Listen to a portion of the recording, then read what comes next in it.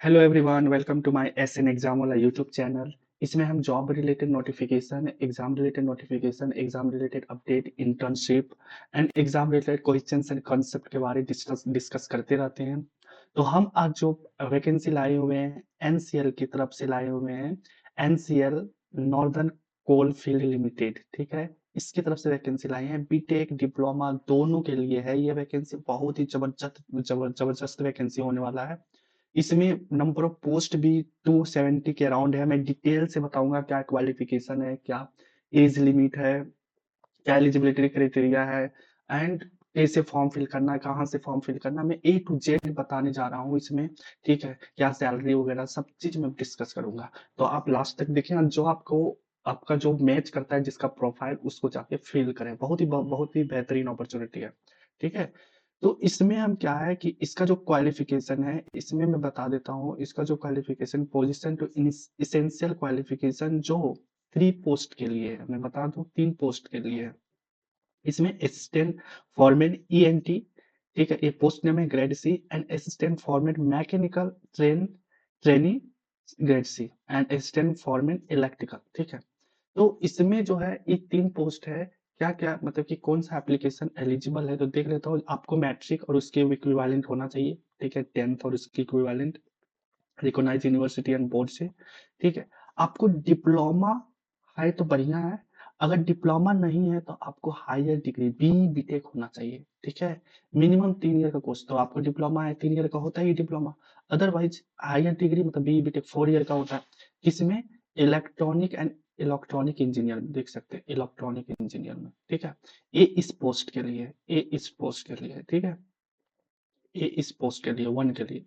अब assistant foreman mechanical के लिए आपको मैट्रिक और इसकी इक्विवेलेंट होना चाहिए, मैट्रिक और इक्विवेलेंट, ठीक है। उसके बाद डिप्लोमा, डिप्लोमा वाले भी एलिजिबल है। और अगर डिप्लोमा नहीं है तो बी बीटेक वाले भी एलिजिबल है, ठीक है। बी बीटेक वाले भी एलिजिबल है इन मैकेनिकल में, किसमें, मैकेनिकल में होने चाहिए, ठीक है। उसके बाद ये असिस्टेंट फॉरमैन इलेक्ट्रिकल के लिए, असिस्टेंट फॉरमैन इलेक्ट्रिकल के लिए देख लेते हैं। तो इलेक्ट्रिकल के लिए मैट्रिकुलेशन एंड इक्विवेलेंट, उसकी इक्विवेलेंट मतलब मैट्रिक होना चाहिए। और साथ ही साथ एंड लिखा हुआ है, देख सकते हैं। एंड डिप्लोमा, डिप्लोमा है तो बढ़िया है। अगर डिप्लोमा नहीं है तो बी बीटेक होना चाहिए इलेक्ट्रिकल इंजीनियर में, बी बीटेक होना चाहिए इलेक्ट्रिकल इंजीनियर में, ठीक है। तो ये तीनों एलिजिबल है। आई होप मैंने अच्छे से समझा दिया एलिजिबिलिटी क्राइटेरिया। अब मैं डिस्कस कर लेता हूँ इसका क्या है पोजीशंस, नंबर ऑफ वैकेंसी कितने हैं। तो अलग अलग पोजीशन के लिए अलग अलग है। असिस्टेंट फॉरमैन के लिए देख सकते हैं ईएनटी कैडर मिलेगा, जिसमें से 14 वैकेंसी है, ठीक है। और असिस्टेंट फॉरमैन मैकेनिकल के लिए दो कैडर है। एक x excavation and electrical and mechanical combine करके। अराउंड एक्सकेवेशन के लिए 87 है, इलेक्ट्रिकल मैकेनिकल के लिए 21 है, ठीक है। फिर असिस्टेंट फॉरमैन फॉरमैन इलेक्ट्रिकल के लिए एक्सकेवेशन एंड इलेक्ट्रिकल मैकेनिकल, इसमें एक्सकेवेशन के लिए 74 है एंड ये 74 है, मतलब कि ये कैडर है, ठीक है। तो 3 पोस्ट, कितना कैडर है, 1 2 3 4 5, 5 कैडर है।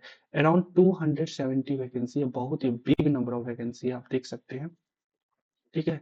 उसके बाद मैं डिस्कस कर लेता हूँ इसका पीडब्ल्यूडी। अगर पीडब्ल्यूडी है तो ये देख सकते हैं आप, पीडब्ल्यूडी वगैरह भी तो देख सकते हैं। ये आपका फिजिकल रिक्वायरमेंट जो है उसके अकॉर्ड से कोड लिखा हुआ है, उसको तो आप रीड कर सकते हैं पीडब्ल्यूडी वाले, ठीक है। उससे ही आप वहां से कैटेगरी देख सकते हैं पीडब्ल्यूडी वाले। उसके बाद हम देखते हैं कि इसका क्वालिफिकेशन, जो जिस क्वालिफिकेशन के लिए है, हायर क्वालिफिकेशन होना चाहिए या तो डिप्लोमा होना चाहिए, मतलब बी बीटेक होना चाहिए जिससे मैंने बताया, और डी डिप्लोमा होना चाहिए। तो अब इसमें देख सकते हैं असिस्टेंट फॉरमैन ईएनटी के लिए जैसे मैंने बताया कि डिप्लोमा होना चाहिए 3 साल का। अदरवाइज बी बीटेक होना चाहिए, ठीक है। बी बीटेक होना चाहिए इलेक्ट्रॉनिक इंजीनियरिंग डिग्री इसमें इलेक्ट्रॉनिक में, एंड इलेक्ट्रॉनिक एंड कम्युनिकेशन में, एंड इलेक्ट्रॉनिक एंड टेलीकम्युनिकेशन में, ये होना चाहिए। ए एलिजिबल नहीं है, आप इसमें देख सकते हैं ए एलिजिबल नहीं है। बी बीटेक में देख सकते हैं ए एलिजिबल नहीं है। डिप्लोमा में भी इंस्ट्रूमेशन है, इंस्ट्रूमेंटेशन कंट्रोल इलेक्ट्रिकल है, ए एलिजिबल नहीं है, ठीक है। मैं अभी बता रहा हूँ ये एलिजिबल नहीं है, ठीक है। ये हो गया इसमें बी बीटेक के लिए, और यहाँ डिप्लोमा के लिए, ठीक है। अब इसमें देख सकते हैं स्टैंड फॉरमैन मैकेनिकल के लिए। तो stand foreman mechanical diploma in mechanical engineer 3 साल का हो रहा है, या तो इंजीनियरिंग डिग्री मतलब बी बीटेक होना चाहिए 4 साल का, ठीक है। उसके बाद ये एलिजिबल नहीं है, लिखा है ए एलिजिबल नहीं है। Production, industrial automation and thermal manufacturing, A वाले एलिजिबल नहीं है, फिर इसमें देख सकते हैं असिस्टेंट फॉरमैन इलेक्ट्रिकल के लिए तो डिप्लोमा इन इलेक्ट्रिकल, है ना, 3 ईयर का होना चाहिए, 3 ईयर का, या तो डिग्री होना चाहिए, इंजीनियरिंग डिग्री होना चाहिए, electrical engineer, otherwise electrical and electronic engineer. और ये वाले एलिजिबल नहीं है, instrumentation and control and power system आपका है बी बीटेक और डिप्लोमा में, तो वो एलिजिबल नहीं है।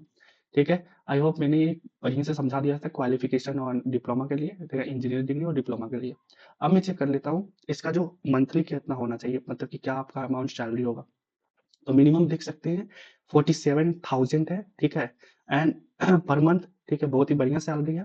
ठीक है, आप उसमें देख सकते हैं 47 तीनों में 47 है ना, सैलरी भी अच्छा खासा है। और इसमें देख सकते हैं ट्रेनिंग आपको ENT के लिए 1 ईयर होगा, और बाद बाकी जिसमें है एक्सकेवेशन एंड ENME एंड जो भी है उसके लिए 2 ईयर होगा, देख सकते हैं। उसके बाद हम चेक कर लेते हैं रिजर्वेशन। रिजर्वेशन तो as a government rule ST OBC के लिए है, OBC के लिए 3 ईयर एंड ST ST के लिए 5 ईयर, तो उसमें आप चेक कर सकते हैं। ठीक है, उसके बाद मैं देख लेता हूँ इसमें एज लिमिट। एज लिमिट में मैंने एज लिमिट में जैसे मैंने SC ST में भी रिजर्वेशन होता है एज लिमिट का, तो वही लिखा हुआ है कि एज लिमिट जो है EWS के लिए कोई रिलैक्सेशन एज नहीं होना चाहिए। ठीक है, और आपका मिनिमम मैक्सिमम एज 30 ईयर होना चाहिए जनरल के लिए, और मिनिमम 18 ईयर। ठीक है, इस डेट पर होना चाहिए, इस डेट 5 मार्च 2026 तक। उसके बाद ST ST के लिए 5 ईयर का रिलैक्सेशन है, एंड OBC के लिए 3 ईयर का रिलैक्सेशन है, PWD और रिजर्व के लिए 10 ईयर का रिलैक्सेशन है। ये गवर्नमेंट रूल सबके लिए होता है, आप चेक कर सकते हैं। उसके बाद मैं देख लेता हूँ application fee. Application fee OBC unreserve and EWS के लिए 1000 रुपीज़ है, ठीक है, प्लस GST 180 है, तो अराउंड आपको 1180 रुपीज़ होगा। And SC ST and PWD के लिए कोई एप्लीकेशन फीस नहीं है। ठीक है, एप्लीकेशन फीस भी नहीं है। और उसके बाद टेस्ट सिटी इसमें देख सकते हैं अकॉर्डिंग टू मेंशन जो हुआ है, test city will be application form, उसमें जो आप दी आप मतलब कि कहने का मतलब है कि अगर एक बार एप्लीकेशन फॉर्म आप फिल कर देते हैं, ठीक है, तो आपका टेस्ट सिटी चेंज नहीं होगा। ठीक है, और उसके बाद आपका देख सकते हैं कि नोटिफाई मतलब कि आपको मैक्सिमम क्वेश्चन 100 होगा, टोटल नंबर ऑफ क्वेश्चन 100, जिसमें से 50 मार्क्स का अनरिजर्व एंड EWS का क्वालिफाइंग मार्क्स होगा cut off, and EWS OBC के लिए 40 मार्क्स होगा। ठीक है, ये भी हम चेक कर लिए। उसके बाद हम कैसे अप्लाई करेंगे, यहाँ पर अप्लाई करेंगे। मैं इसका लिंक डिस्क्रिप्शन में दे दूंगा, मैं बता देता हूँ, इसका खोल के रखा हूँ, इसमें देख सकते हैं। इस साइट में अप्लाई करेंगे, मैं इसका लिंक डिस्क्रिप्शन और टेलीग्राम में दे सकते हैं, वहाँ पर आप ज्वाइन कर सकते हैं टेलीग्राम मेरा, और डिस्क्रिप्शन में भी दे दूंगा, तो वहाँ से चेकआउट कर सकते हैं। यहाँ पर देखेंगे ई एडवर्टीजमेंट है जो मैंने अभी आपको बता रहा, देख सकते हैं यहाँ, देख सकते हैं यहाँ पर खुला हुआ है। ठीक है, तो वही है, और यहाँ से आप रजिस्टर कर सकते हैं, और रजिस्ट्रेशन डेट आपका 11 फरवरी से स्टार्ट हो गया, 5 मार्च तक लास्ट डेट है। ठीक है, उसके बाद हम देख लेते हैं कि इंपॉर्टेंट डेट जैसे मैंने बताया 11 फरवरी तक होगा, और एप्लीकेशन का लास्ट डेट 5 मार्च तक खत्म हो जाएगा। उसके बाद और भी कुछ भी एडमिट कार्ड वगैरह जो भी है, टेस्ट सेंटर और मतलब कि कहाँ पर टेस्ट होगा, कंप्यूटर टेस्ट और रिजल्ट वगैरह बाद में बताया जाएगा। ठीक है, उसके बाद MCQ देख लेते हैं कि बहुत इंपॉर्टेंट MCQ 170 क्वेश्चन 1 मार्क्स का होगा। ठीक है, आपके रिलेटेड डोमेन के फील्ड का, और 30 क्वेश्चन बाद में बताएंगे किस में आएगा। तो इसमें देख सकते हैं ये जो 70 मार्क्स का होगा, इसमें से स्टेन फॉर्मेट ENT के लिए सिलेबस ये रहने वाला है, नेटवर्क थ्योरी डिजिटल इलेक्ट्रॉनिक, है ना, इसका PDF में मैं भी टेलीग्राम में भी डाल दूंगा, वहां से भी आप चेकआउट कर सकते हैं। ठीक है, तो इसमें देख सकते हैं इसका सिलेबस है ना, ENT के लिए, और मैकेनिकल का भी सिलेबस यहाँ से देख सकते हैं। मैकेनिकल के लिए सिलेबस ये रहा। ठीक है, thermodynamic, air standard cycle, boiler, जो भी फ्लूइड मैकेनिक्स वगैरह सब यहाँ पर है। ठीक है, उसके बाद और एक और देखते हैं इलेक्ट्रॉनिक का, इलेक्ट्रिकल का, स्टैंड फॉर्म इलेक्ट्रिकल का, इलेक्ट्रिसिटी थ्योरी जो भी है, and AC generator, DC generator, battery. ठीक है, इसका सिलेबस ये रहा, ये सिलेबस रहा इलेक्ट्रिकल के लिए।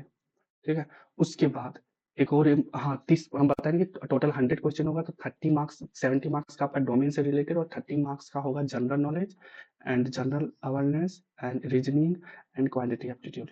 ये तीनों होगा भाई, बढ़िया से अच्छे से देख सकते हैं, आप इसको फिल कर सकते हैं, और जल्दी से जल्दी इसको कोई भी डाउट रहेगा तो आप इसमें मुझे कमेंट कर सकते हैं, मैं आपको